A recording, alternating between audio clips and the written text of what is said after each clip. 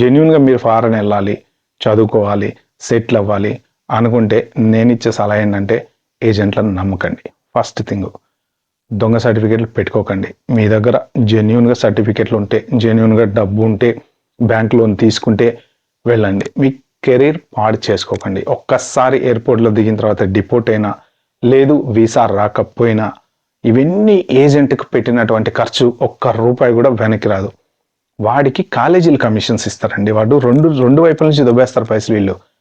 మనము visa apply చేసుకునేటప్పుడు మన దగ్గర నుంచి డాక్యుమెంటేషన్ కానీ, లేకపోతే దొంగ టోఫెల్ జిఆర్ఈ రాయించడానికి కానీ, లేకపోతే దానికి డబ్బులు దొబ్బేస్తారు.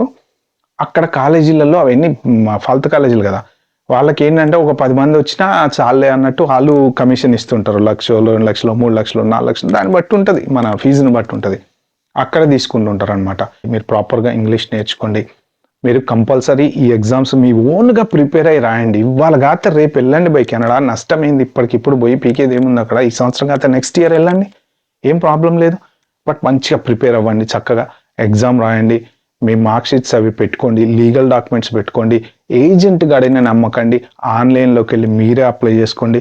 లేదు అంటే ఎవరైనా ఆల్రెడీ వెళ్ళిన వాళ్ళు ఉంటారు కదా సీనియర్లు, వాళ్ళని అడిగి ఎట్లా అప్లై చేయాలి ఏంటో కొంచెం హెల్ప్ చేయండి అని చెప్పి మీ ఓన్గా మీరు అన్నీ చేసుకుంటే 100% మీరు సక్సెస్ అయ్యి డెఫినెట్గా మీకు వీసా వచ్చే ఛాన్స్ అయితే ఉంటుంది.